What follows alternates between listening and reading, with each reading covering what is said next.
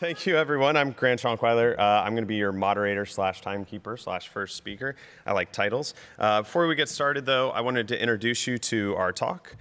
This may look like a panel, but it's not a panel. Don't worry if you thought it was. As you may have figured out by checking out the guide, our talk is about the feel portion of being a leader. In order to maintain health of a project, leaders must constantly be iterating on team dynamics, and the leader must have their finger firmly on the pulse of the team and be able to diagnose situations that often call for drastically different solutions. We're going to walk through some of those situations and solutions today. But I'm a producer. They're all creative leaders. I'm a producer, so we have to have an agenda. So this is what we're going to do today. We're going to intro, which we just did. Yes. Then we're going to do some shouting. Then I'm going to go. Steve's going to go. Kim's going to go. Brian's going to go. And then we'll talk about what Q&A is going to look like. So it's 5:30 on Thursday. You're all probably thinking about other things like, what are you going to eat? Where are you going to party? Me? When am I going to sleep? And so because of that, I want to do something that helps us focus on the talk for the next hour. So if you're willing and able, please stand up. We're going to do something real weird and freak out people. So I want you to think about all the things going on outside of this room, all the things I just talked about, maybe also work emails, all those other things. And on the count of 3, we're going to scream together and push it out. Okay? Does that make sense? Doesn't have to. Okay, ready? 1, 2, 3. Ah! Okay, thank you. Sit down. Just CAs, if any security guards come running, just tell them it's cool. We're all good. We're good in here. All right, so now to get started. As I said, my name is Grant Schonkweiler. I've been making games for 18 years. 10 of that people have actually paid me for. I've been at companies like id Software and Epic Games, and I now work as a leadership, production, and design consultant. I'll be talking about intentional versus accidental leadership today. Before we get into it, of course, we have to define the terms. So first off, what is an accidental leader? It's a title, the title of leader. It's fake power. It's a personal fear, a fear of failure, of course. Team fear, why did they make this person a leader? It's lonely, and it's reactive. Today we're going to call it Goofus, which I'll explain a little bit in a second. An intentional leader, on the other hand, is proactive. They focus on their people and their own personal growth, as well as the people's growth. It strengthens and grows a servant leader, is self-aware, and we're going to call it gallant. Judy Nelson says, intentional leadership is essential for creating a good environment for your team's success. When you're unintentional in your words and actions, you are likely to get unintentional consequences. So, as I mentioned, we have Goofus and Gallant, the classic comic from the last 60 years or so. So we're going to use Goofus and Gallant as our examples here. So the first and easiest trait is intentional leadership. And intentional leadership is proactive versus reactive. And here we see Goofus is freaking out because of a new problem, and Gallant proactively fixed it before it was a problem. An example of this for me was when I was working on a weapons team. I was leading the weapons team, and we were told we needed 10 good weapons for the project. But instead of designing just 10 good weapons, we designed 15. We actually designed about 30, but half of those were shit. And not surprisingly, the requirements changed, and we needed more. But it was okay because we were proactive and we were ready for it. When talking about being proactive versus reactive, though, I'm not just talking about a situation like that. I'm talking about a bunch of different situations. Let me give you another example. Imagine that we're in a leadership meeting, and you're the leader, obviously, and you're explaining the new deadline and the goals and all this stuff, and all of a sudden your lead programmer speaks up and says, hey, the backend's not going to be ready at that time. There's no way we can hit that deadline. Well, this is the first time you've heard this. And this is what we call the intersection. You can freak out like Goofus here and be like, what the hell? Or you can sit back, take it in, and say something like this. This is new info we will have to take into account. Let's chase that down after the meeting, and I'll get back to you.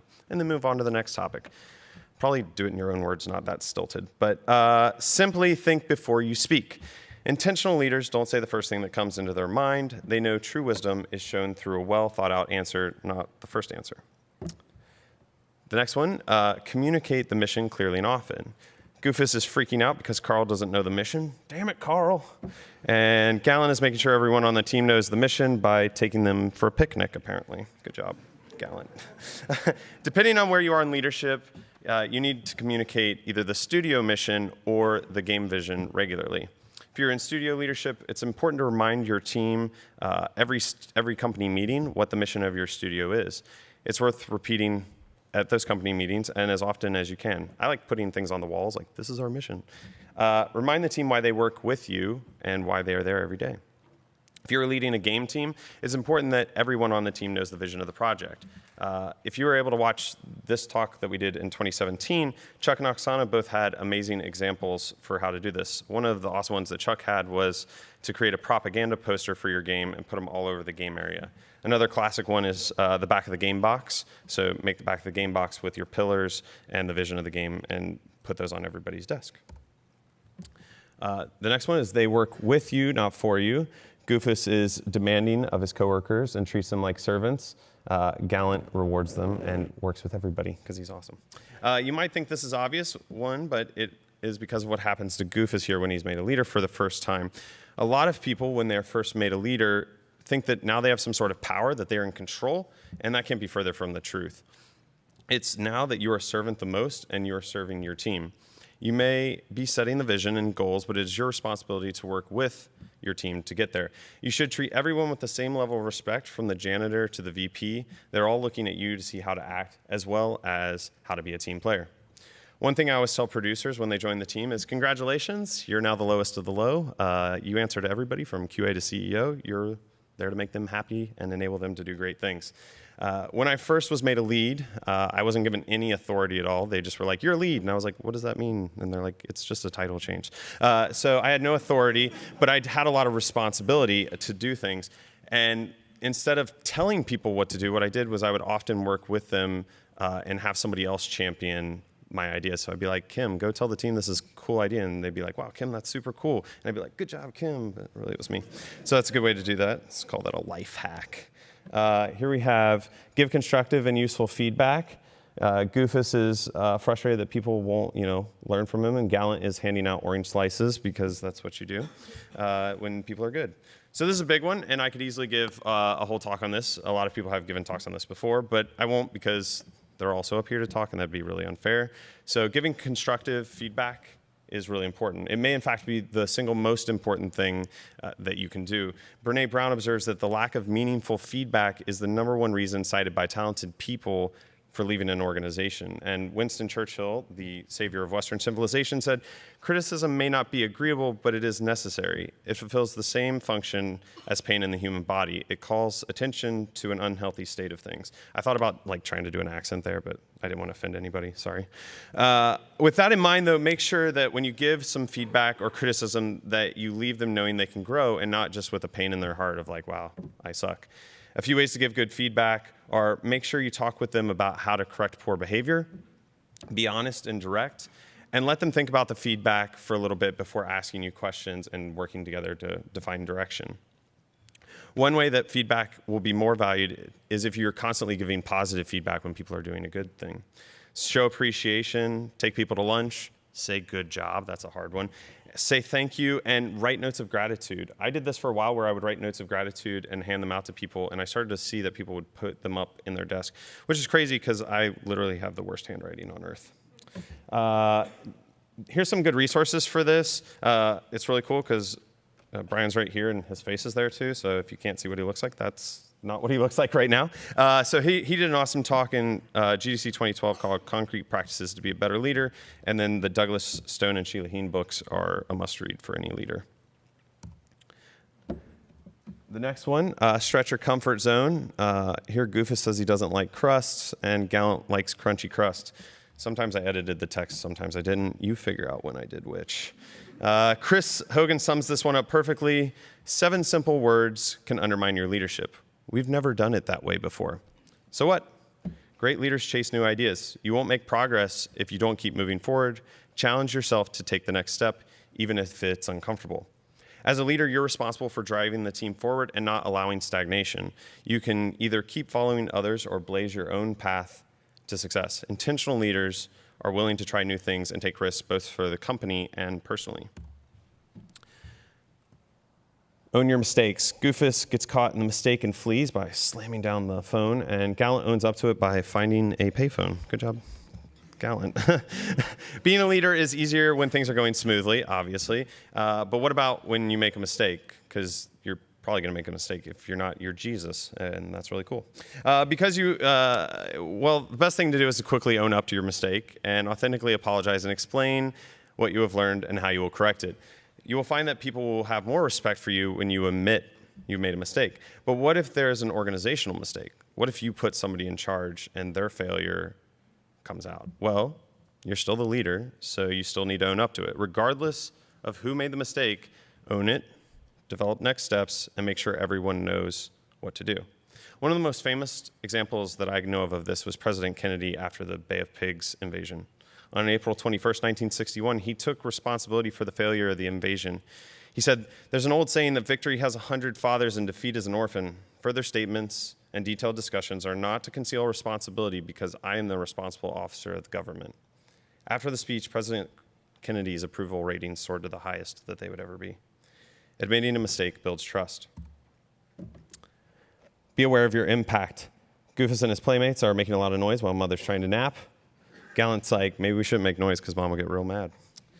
As the leader of the team, everyone is looking for you on how to act and react to things. We have already talked about being proactive instead of reactive and how that shows your leadership to the team, but let's talk a bit about the impact you can have without knowing it. This is something I've always struggled with. I wear my heart on my sleeve. And a few years ago, I was very sick, and frankly, I was depressed because of that sickness. Every day was a struggle for me, and it showed.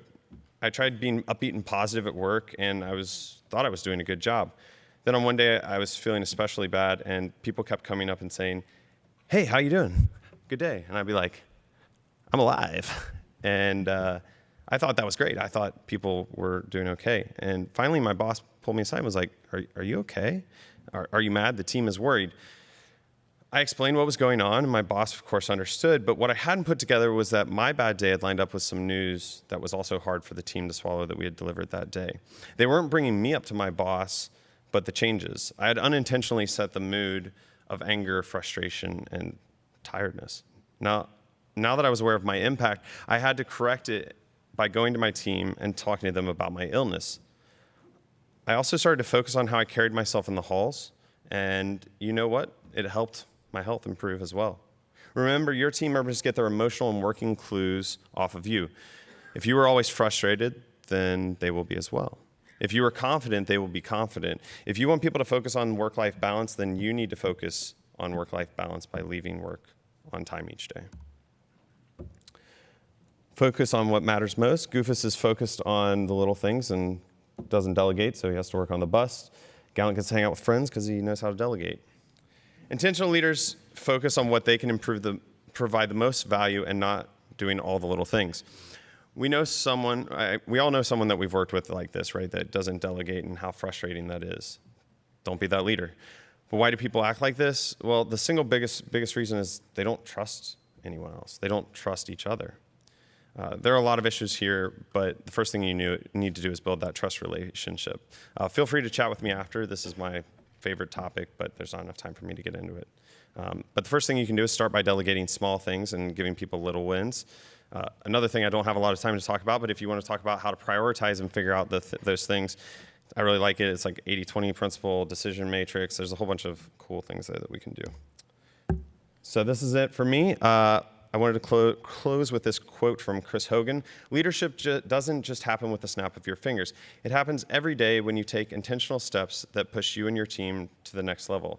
Know where you want to take your business, keep going in that direction no matter what, and take your team along with you. That's intentional leadership. Thank you all.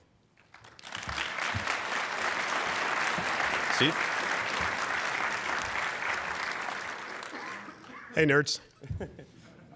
Okay, so here's my section of the talk. It's How Hast Thou Screwed Up? Let Me Count the Ways. Before I get into it, a bit about me. I'm Steve Superville. I've been making games professionally since 2000. I started with the Department of Defense. I then went to Epic, where I spent 15 years. Started as a gameplay programmer, then moved on to lead gameplay programmer, and ended up as creative director for Paragon. Now I'm creative director at Big Huge Games. All right, enough about that. Okay, so a long time ago, there was this idea that was impressed upon me that there are three types of people in the world. There are the fools who don't learn from their mistakes. There are the smarts who learn from their mistakes. And there are the wise who learn from that guy or that girl's mistakes.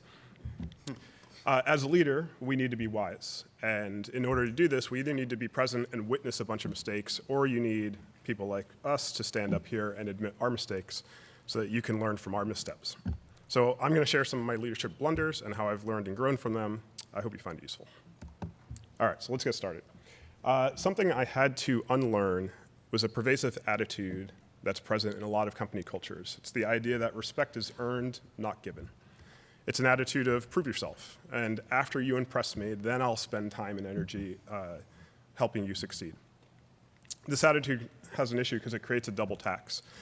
First, every relationship starts at a disadvantage because everybody just assumes that the person in front of them is incompetent. On both sides, it goes both ways. Oops, sorry.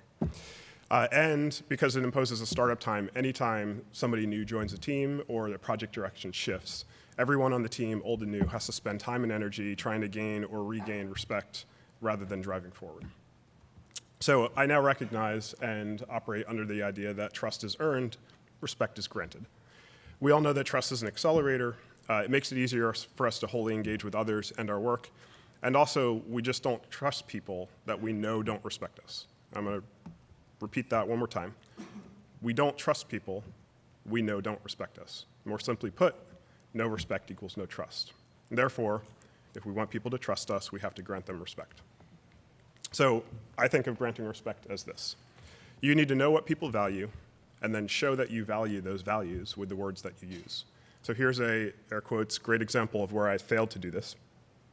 In the early days of working on Paragon, I had one of those moments where I said something kind of mid-sentence and without thinking, and I could see myself like trying to claw the words back out of the air as I watched them hit the ears of the people I was speaking to. I was trying to explain to a group of artists that the free-to-play industry and multiplayer game space had changed. This was back when League of Legends was dominant, Dota 2 was new, Minecraft was taking over the world, CSGO had taken off, and sales of story-driven campaigns that we had previously made were declining, largely propped up by massive marketing spends. So mid-explanation, I said to a group of the industry's best artists, people who had spent their careers creating assets like Marcus Phoenix here, I said, art fidelity doesn't matter anymore. Now, that wasn't the whole sentence, and that's not what I meant. But that doesn't matter because that's all that was heard. And it didn't matter that I showed evidence of how the industry had shifted. I had failed to remember what these people valued and why they push and strive and succeed. And I had failed to show respect with my careless words, and it immediately destroyed any of the trust that I had built up. In half a sentence, I disregarded all that made them feel valuable and all of their career achievements. And it doesn't matter that I didn't mean to, the trust was broken. Oh, man. Okay. I had created an enduring obstacle to the speed and progress of the project. All right, next one. So also during Paragon, I always felt that I had to have a ready answer for all questions. Sometimes my answers were correct, sometimes not. You guys are leaders, you know you don't always get it right. And right or not, individual answers doesn't matter because my attempt to always look certain and carry the responsibility myself resulted in some difficulties in leading the team. Team members didn't feel ownership or responsibility for solving problems, and why should they? I hadn't pushed any of the responsibility down the line. And because of my failure to do so, for many on the team, it was good enough to identify a problem and then wait for someone else to find a solution. And when a solution didn't work, the frustration was often directed outward. A common attitude was like, how didn't you know that wouldn't work? Which is a double negative, but you guys get the point. Rather than, how could we have made this work? My failure to pass ownership down the line contributed to finger pointing rather than progress. Rather than it looks like we've got a problem, I had fostered a culture of it looks like you've got a problem. So now I require myself to have a ready answer for two questions. One, what does success look like? And two, what is the current top priority? So the image of success is the most important question to be able to answer. It allows the frontline workers to find solutions and make decisions in a cohesive and unified way, and to focus the team on the goal. First, I spend time defining the constraints and goals. This is presented by me, but it's often refined in collaboration with my leadership. The goals and constraints are as specific as I can get in the moment. They include anything from how to solve gameplay problems, live ops issue, monetization systems, what are platforms to support, required team sizes, frame rates, et cetera. I then spend time verifying and getting sign-off from my leadership. I'm reiterating, asking, like, these are the goals and constraints that we agreed upon, right? This limits headaches because my leader has a harder time, or just won't, act surprised if plans are required to change because it was built together.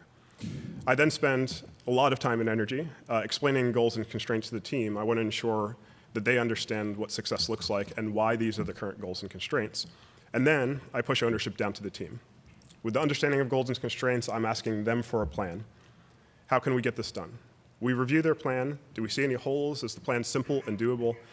Is the plan complete? Does it extend for the tools that we need to test this system? Does it support the feature when the feature goes live? And then we iterate on the plan. If there's any iteration needed, then they implement the plan. So the nice thing about this is it allows me to help the team discover the path forward rather than being a dictator and telling them the path forward. Everybody gets to win. So the other question I always have an answer for is, what is the current top priority to solve and why? I'm constantly and consistently reinforcing the next steps towards success, and I'm reiterating plans and reasoning generated by the team and championing their efforts. And at the same time, I take input on any new data and concerns from above and below about obstacles and hurdles to overcome. We know that plans never survive in entirety. They need to be constantly reevaluated. And in the past, I would try to reevaluate everything, like tear the whole thing down and let's start over with all the thinking from ground floor. And that doesn't work. So now I've narrowed that reevaluation down to just the top priority. It allows me to give more concise and actionable feedback to the team as we work. And then I use these two answers to manage the chop. So we all know what the chop is. We've all experienced it. The chop is the waves that come in managing people through a creative endeavor. The chop comes about because we discover holes in our plans and designs as we work, because of changing landscape of team makeup or new information, and more often than not, because we are forgetful, fearful little creatures by nature. Doubt creeps in, and we all begin to question everything. And the chop comes from everywhere. It comes from those above you, it comes from those below you, and it comes from inside you, and it's totally normal. I remind myself and everybody around me, ad nauseum at times, that this happened last time, it'll happen next time, so just chill out and work the problems. I didn't do any of this particularly well on Paragon, which leads me to my last point, perspective. So humans are exceptionally creative beings, except in times of stress and fear. Under stress and fear, we get hyper-focused, honing in on those small details in front of us, which helps us survive physical threats like swerving cars, which I did this morning. Time feels like it slows down, everything is in slow motion, and somehow we avoid disaster. Tunnel vision is simply an evolutionary marvel in situations like this. Likewise, when we feel as though our jobs are on the line, we get tunnel vision. We get hyper-focused either on the fear itself or on nitty-gritty details of the work, while we lose the ability to think broadly and make novel connections. However, unlike helping us survive a threatening moment, this doesn't serve us well over longer periods of time or in a creative space, where often the solution is not in the detail, but rather in system or process change. Being in the tunnel was a large part of my experience on Paragon. I knew, and I wasn't wrong, that if it wasn't a home run, it would end my time at Epic. I still took the shot, but as a first-time project lead, it was stuck in the tunnel for long periods of time. I often avoided making key decisions and setting priorities, trapped by the fear of being wrong. So my encouragement to you is to free yourself from this harmful perspective by doing what you can as a leader to avoid living by fear, make decisions, and maintain perspective. So here's how I now maintain my perspective. First, I remember I make games, which is really cool. Navy SEALs, ER doctors, they make life and death decisions. My decisions matter, but not like that. Any of the time that I am wrong, I can remake them later if needed. Second, I assume that 50% of my decisions are going to be wrong, but I don't know which one until I make them. I do know that if I don't make a decision, it's going to be wrong 100% of the time, and everybody's going to be confused about which direction to go. So I can skip feeling bad about choices that were off the mark, which frees me to keep making decisions and stay engaged as development unfolds. Third, I focus on problems and not the people. Many of us, I'll give you a moment to think about it, have worked for that leader where as you're explaining a problem, you can see your personal stock going down with every word. Right? It's like it's written right there in their face. And when you're talking to that leader, you simply avoid meaningful conversations. You avoid identifying issues or potential solutions because you know you can only lose by speaking up. This only hurts the team and makes life miserable for everyone. And remember, we make games. So I spend a lot of energy and time showing people that their stock goes up when they engage with the problem and when they speak up. Yay, up we go. Okay, finally, I maintain hope in myself and my team. I stay optimistic and encouraging, especially when the project is going through a rough patch, which is when the optimism and hope is needed most. And I remind myself that this opportunity will work out. We're going to bust our ass to figure out how to do that. And if it doesn't, I will learn and be better prepared for the next opportunity. And despite what that little voice in your head says, there's always a next opportunity.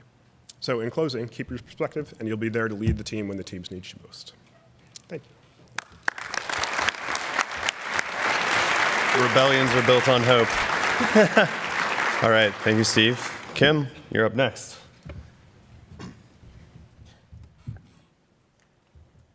Hello. Hi, can everybody hear me all right? I have to adjust this because I am short. So, hi, my name is Kim Swift. You might know me as that like Portal lady. Currently, I'm a design director at EA, working on things I can't talk about, like many of you, I'm sure, in the room, because that's typical game industry, right? So, I'm going to be talking a little bit about new IP for the next 10 minutes. So, I've been a lead of some sort of brand or kind for most of my career, and in that time, I have worked on 6 new IPs. 4 of these have gone and been released into the world. 1 has been canceled, and the last is still currently in development at EA Motive, which is in Montreal, which I moved from, I don't know, back in November. Anyways, so Portal, Left 4 Dead, Quantum Conundrum, Soulfjord, question mark, right? There's 6 games up there, 2 failed. And I mean, failure is a relative term, right? So here's the thing about new IP that I would say is different than, say, working on a sequel. It's really freaking terrifying. And yes, game development is all terrifying, but like, new IP is really terrifying, folks. If you've ever worked on one, you know this. It doesn't matter if you're a lead on new IP or you are somebody in the trenches making awesome art or being on the QA team. It's terrifying. New IP is different than working on an established sequel because you are starting from scratch on literally everything. Style, aesthetic, world, narrative. Hey, what's that character's name? Oh, mechanics. Oh man, we need to come up with a new mechanic that hasn't been seen before so we can like hang our hat on it and get good reviews. Oh crap. Oh wait, hey, we're using a new engine that we've never used before, and oh my gosh, we need to build technology in that engine that we haven't used, and oh my god, right? So, when you're on new IP, while you're having this existential crisis, you also have these faint, swirly ghosts of ideas that you can get excited about, but like nothing is really concrete or real yet, and it's just a lot of questions. And that feeling of the unknown is freaking daunting. It is terrifying. And there is this moment of time, which I kind of want to zoom in on, usually in pre-production, where everyone is panicking. They are lost, they are confused, and they are straight up freaking out and going home and sitting like this guy when they get in the door. And I'm here to tell you, and to validate your feelings if you've been through this, that this is 100% normal. And it's okay. And that it's something that you can get through, and as leadership, you can help others get through. And so some of the things I might be saying in this talk are like, yeah, duh, Kim, of course that's what we would do. But you know, if they were so obvious to everyone and they were so easy to do, then we would see more IPs out there, right? It's hard to do these things because when you are in the moment, you know, and you have that tunnel vision, right, it's hard. And so here are some of the things that kind of like help you minimize risk as you're working on new IP. So, leadership and organization, obviously this is a leadership panel, right? During this time, it's critical. Okay, so when I am giving advice to people that have never shipped a new IP before, and they come to me and they're like, everything seems like it's on fire, I don't know what's going on, holy crap, Kim, wait, what? Even if it's not even my project, I sit them down, I'm like, okay, first off, breathe. Second, this is normal. This is what pre-pro feels like in new IP. And so I tell them this metaphor. And so today I'm going to be telling you this metaphor, this story. And I even hand-painted all my slides like a freaking overachiever to look like a storybook. So, all right. So this story is about an intrepid group of explorers as a metaphor for game devs shipping a new IP. So, once upon a time, there was a group of explorers, and they were lost in the woods. They were scared. They felt alone, and they really didn't know where they needed to go. All they know is that they had to get out of these woods. They had to get out. They knew they needed to work together. Oh my gosh, they were terrified. The explorers knew that they had to keep calm, and the last thing they could absolutely afford was panic, because panic is the first trap that you will overcome, or you have to overcome, in order to ship. And sometimes it's the most tempting thing to succumb to, and I've seen this happen to a lot of people. I've seen this happen to projects. When you panic, that instinct kicks in, and you're either going to fight, you're going to flight, or you're going to freeze. And as leadership, you can't afford to freeze. You really don't want to do that. You can't afford to run, right? And you can't really afford to fight unless first you know what you're fighting. And they also knew they had to keep moving because stopping was death. At the end of the day, they knew they had to keep going and that they couldn't waste any time. They had to learn more about their surroundings. They had to be able to assess. They had to keep going. If they didn't, the forest would swallow them whole, and they would never be able to get out. They'd run out of time, they'd run out of resources, and they'd run out of hope. Because hope, you see, and morale is an exceptionally important thing in these stressful periods of time. Do not, under any circumstances, underestimate that. A team will have a limited amount of time before they lose their drive, they lose their trust, and they lose all hope and want to never come back to work ever again. Once they've lost it, it's very hard to get it back. You have to work like triply hard to get that sense of hope and drive and excitement back. And not having it will inhibit everything moving forward. So someone on this group of explorers in the woods decided that they would really step up and lead. They knew that they had to stay calm. They knew they had to keep the group moving. They determined that they needed to make a decision, and that at the end of the day, that decision was part informed by what they knew, also part hope, and I hope this works, guys. And they sort of knew the landscape, right? Like as a team, they were able to come together and chat about it. They knew that, oh man, I think in these woods, there's a river that's up to the north. And then, there's a road to the east somewhere, I think. But I think the river's closer than if we tried to go for the road. And so, they talked it out. And the leader eventually picked north, to the river. They let the team know. Everyone discussed, this is what we're going to do. Did they know that this was the absolute right direction and the best decision ever? No, but they had to get started and they had to keep moving, and so they did. Publishers and executives, they're not as bad as you think they are, but they are constantly going to be looking at forward momentum as an indicator of success. Of the new IPs that I have seen canceled, it's because the project did not move fast enough in a direction. And it was all sort of during this pre-production phase. You have to prove that you and your team are capable of making informed decisions moving forward, and that you can do it at a decent enough pace that people think that you might actually ship this sucker.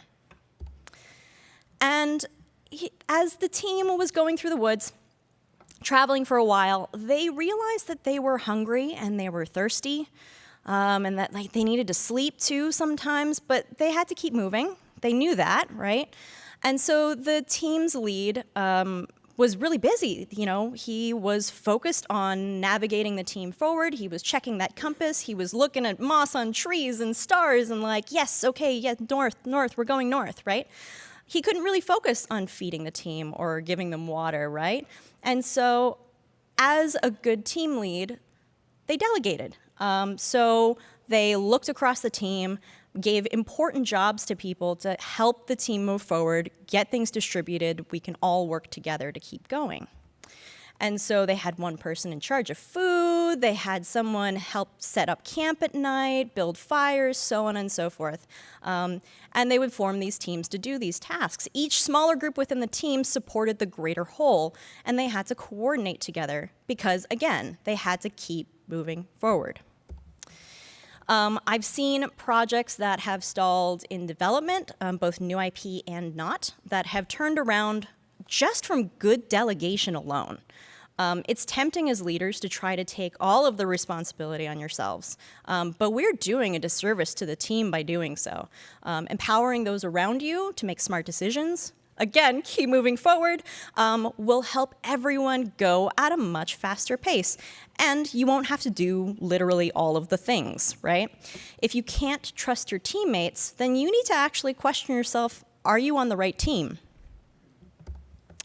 And then at some point, they realized that they really needed to continually talk to each other. So they got in the habit of every morning before breaking camp and heading out, they would assess and chat with each other.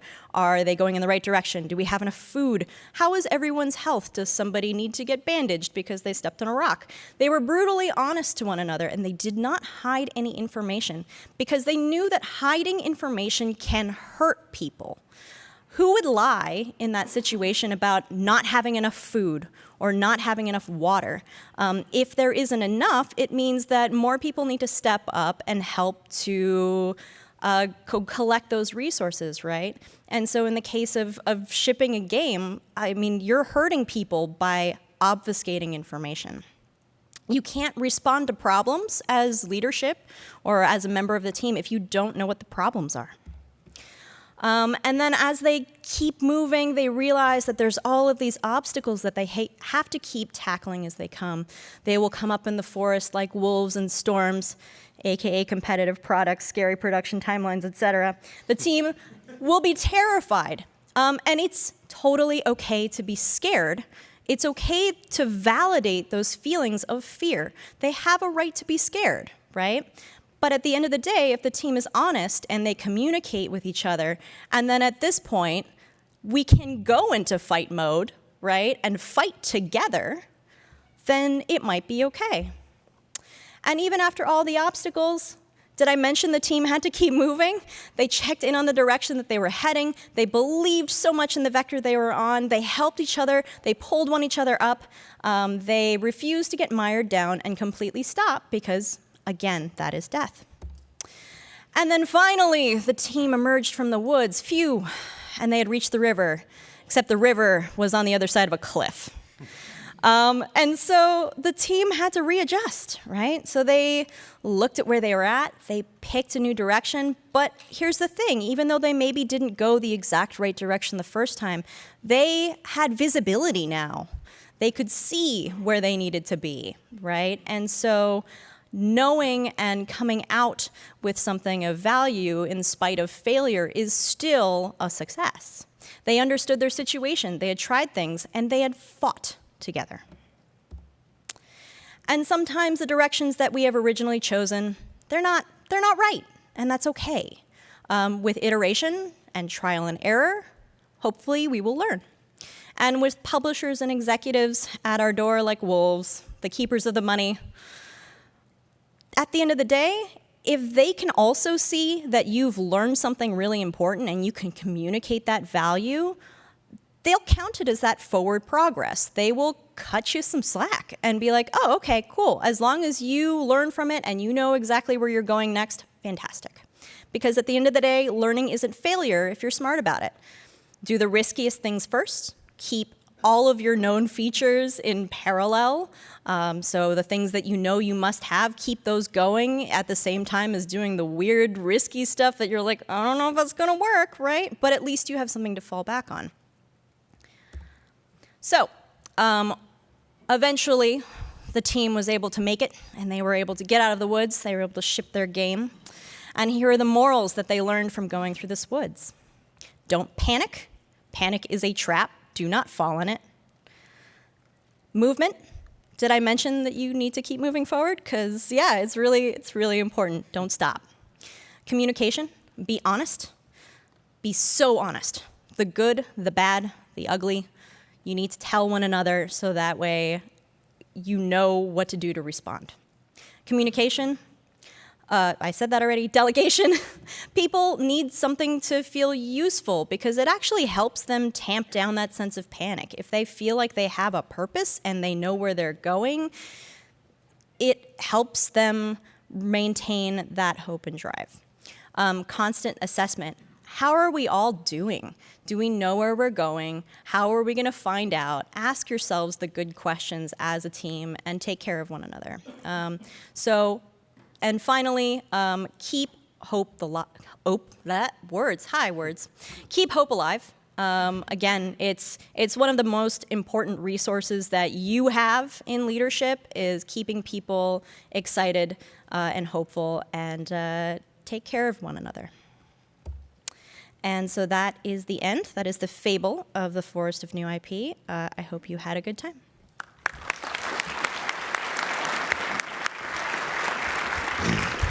Thank you, Kim, for making us all look bad. Now, before Brian gets started, there's a bit of heavy, hot air settling in. So everybody, just take a couple seconds and kind of shake yourself awake because it's getting late. So shake yourself a little bit. All right, Brian, they're all warmed up for you now.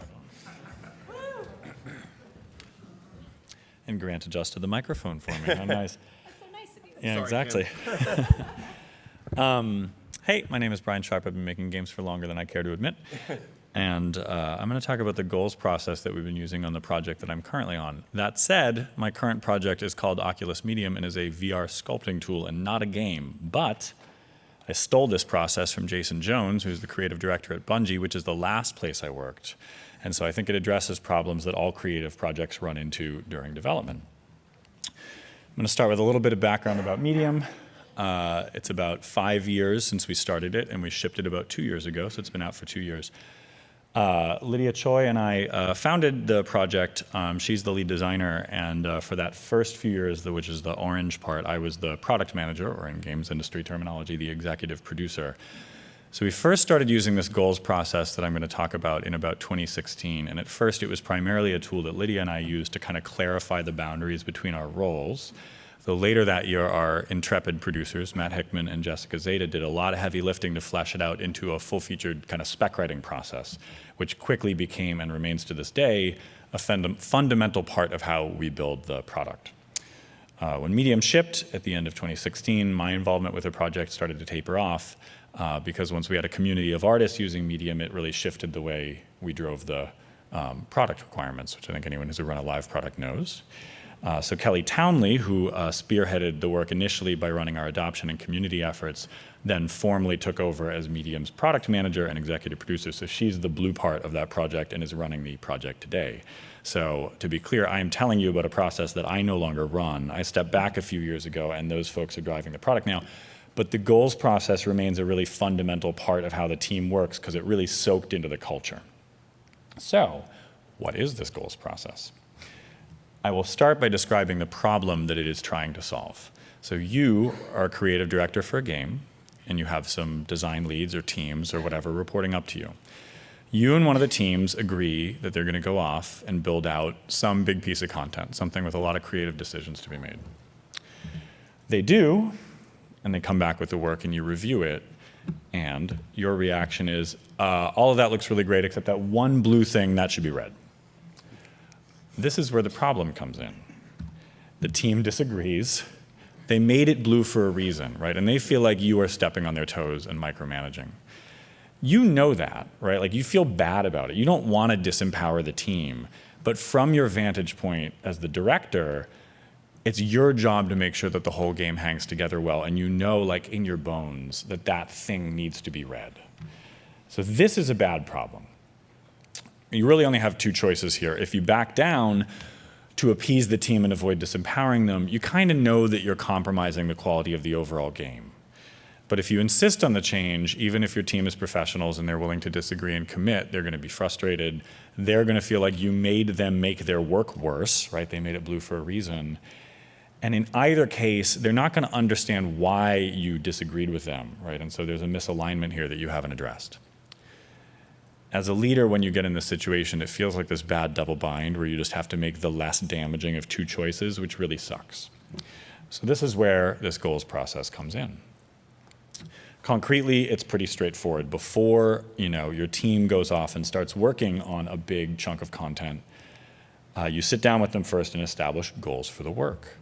I'm going to use an example of a real goals list just because I didn't want to have everything be completely hypothetical. But the point is not to understand the details of this. It's for a feature in Medium where it's a sculpting tool, right? And you can hold a brush, which is a shape on the end of your hand, and you want to be able to reorient it and grab it from different angles. So we wrote a spec for how to do that, and we begin the spec with a list of goals. The goals are an ordered list. If you photograph this is like 2 years old and it's been in the product for a really long time. But the point is just to illustrate what it looks like. Each bullet is a user story written from the perspective of whoever is consuming the work. So in our case, this is the artist using the tool. You'll notice the kind of indented italicized bullets are kind of my annotations of what I'm thinking, but they're very distinct from the goals themselves. That's kind of like, here's how you might do it, but the team understands that they're free to ignore the italicized stuff. The list is ordered because during implementation, you will often run into decisions where two goals might suggest different paths, and in that case, the first one takes precedence. Hopefully none of this is like mind-blowing. It's a list of goals. Like, this is very straightforward, but the power is in the nuance, so I'm going to talk about that. First, it really matters what language you use to write each goal. So I'm going to go back to that hypothetical thing, the blue thing that needed to be read. Hopefully, obviously, you would not write something that specific in the list of goals for the work. You wouldn't even know that they were going to make something blue in the first place. So how would you express that in a less specific way? A thing that you see embarrassingly often, sometimes that is not helpful, is to make the goal more vague. So here's a spectrum from specific to vague. The most specific version of the goal is the blue thing needs to be read. A vaguer version is things should be the right colors. An extreme version of that is the work should be done right. I'm making this out to be absurd, but in practice, I will say you see this a lot. And I think what goes on is leads have reactions that are very specific, right? That blue thing needs to be read, but they have just enough sense of shame that they won't say that because they know it's micromanaging, but they don't really know what to do with that. So they just kind of try to make it a little more abstract, and they end up saying something really vague. And then it's an issue of trying to read their, you go off and redo the work, and you come back and they're like, no, that's still not it. And you're just like, just tell me what you actually want. So there's a better spectrum to use here, which is from specific, not to vague, but to general. But here's the thing. To make a goal more general, you, the lead, have to understand what principle that goal is serving. So you ask yourself, why, right? Why do I think this thing should be read? And maybe you sleep on it, and the next morning in the shower, it kind of hits you, oh, right, red communicates hostility the way we've used it in other places, and the player should see this particular object as dangerous, right? Maybe it's some foreshadowing. Then you can keep working back. Why? Like, why should red communicate hostility? And you realize there's a more general principle it serves that you care about, which is that objects should have predominant colors that tell the player how to relate to them. Just for the purposes of this exercise, you ask yourself why one more time, and you realize there's an even more general principle, which is that the game should be repeating a set of consistent motifs that train the player on what to expect or how to relate to the world. So you could use any one of these statements as the goal. You can only use one of them because they're all an expression of the same goal on a continuum. So you have to pick one of them.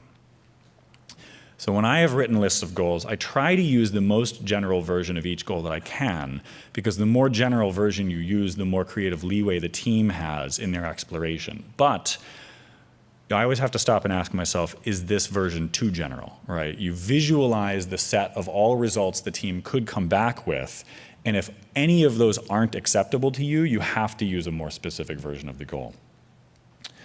So for example, let's say you really wanted to use the most general one here about consistent motifs, and you give it to your design team, and then you expect them to go off, and in your head they're like, you're going to choose a palette of colors, and I'll see that.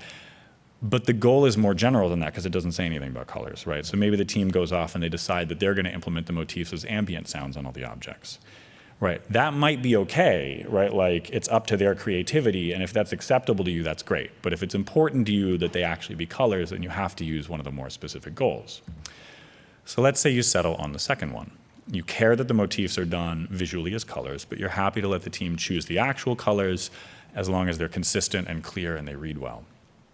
In this way, establishing goals is about negotiating territory, right? You, the person establishing the goal, owns all the decisions from the most general up to the actual goal that you give them. But more specific than that goal, that's the team's lawn, right? They can do what they want, and you have to be okay with that. I think this is a huge part of the value of this process. It's kind of like that old saying that good fences make good neighbors. The commitment from you lets the team know that they have that territory on the other side of the fence, and they're free to explore it without worrying that you're going to keep hopping over the fence and being like, well, no, maybe red. The second half of this process is reviewing the work, right? The team goes off and implements it, and they come back, and it's ready to take a look at it. My experience from reviewing work is that when something jumps out at me as wrong or needing to be changed, it pops into my head as the most specific form, right? I'm never playing an experience and I'm like, this game should express a consistent set of motifs that train the player, and you're like, that blue thing needs to be red, right? It always occurs to you as a very specific instance. I remember once watching an executive, I will allow to remain nameless, playtest a build, and then afterwards the first thing he said was, this needs a gun in it. As a leader, when you have a visceral reaction like that, step one is keep your mouth shut. Don't just blurt out the first thing that you think of. Instead, ask yourself why, right? Like, why do I think it needs a gun? Recognize that whatever you're thinking is almost certainly way too specific to be constructive. And before you give feedback, figure out the more general principles that are at play. In this case, it turned out the experience had a lot of objects that were far away from the player, but no tools to interact with them. Right? And so the executive experience was that it was really frustrating. Right? The principle was about a lack of agency to interact with things that are far away. To continue this particular story and to kind of reference inadvertently Steve's example of respect, it turned out the team that built the experience were really opposed to representational violence. And so telling them to add a gun did not start the conversation in the most constructive way. But if this executive had taken a moment to figure out the principle he cared about, he could have started it differently. He could have said, I was playing it, and the thought that popped into my head was, I really want to have a gun, but I know you guys don't want to add a gun. That's fine. When I think about why I want a gun, it's really just there's a lot of objects that are far away and no tools to interact with them. Right, so I think the principle that really matters is about agency to interact with things at a distance. So if that's already one of the goals in the list that you established before the work began, then that's great, because you can say, cool, I don't think it really addresses this goal. Let's talk through that. Here's why. And furthermore, unlike my kind of initial problem statement, then the team understands why you feel that way, right? They're like, oh, right, I see how that doesn't address these goals, and that over time it drives you guys to more alignment. And they'll start to feel like they can sort of read your mind. So what do you do if the goal wasn't in that first agreed upon goals list? This always feels kind of bad, but none of us can see the future, so it is inevitable. So we formalize it as part of the process. During reviews, you're allowed to edit the goals list, right? You can say, hey, I realize this wasn't one of the original goals, but this playtest makes it clear to me that it really should have been. I'm really sorry that I missed it. I know it's a little disruptive, but I'd like to add it. I think it should be third in the list. I think the first two are more important, but I think it's up there. Obviously, you want to get it the first time if you can, because adding a goal late will cause a lot of disruption, wasted work, throws off time estimates. But it is nonetheless expected that part of the review process is that you can revise the goals list. One final note is there will also be times when you review the work and something jumps out at you that you would change. But when you stop and think about what principle it addresses, you realize there really isn't one, and it's just a question of personal preference. You're like, I kind of wish that blue thing were red, but I don't really have a great reason for it. It's just my aesthetic taste. I would have done it that way. We all have opinions. We're all creative people, and sometimes that'll happen. But in this case, painful though it will be, you do not say anything. Right? Like, it is not your job to micromanage the development of the entire game. You don't try to change it, right? You made a commitment to the team that that's their territory and they get to make those choices. I think this is actually another real success of this process, because the process helps you distinguish when you're reviewing work between cases where something really violates an important principle that's actually part of your job to impose, or when it's simply the case that you have different aesthetic taste than the team, but really it's up to them. It's a great practice in patience and letting go. So there's a million more details I could talk about, but I think this is really the core of it. And I think if you give it a shot, you will find your own nuances and your own details as you go. So I hope you guys try it out, and I hope you find it helpful. Thank you.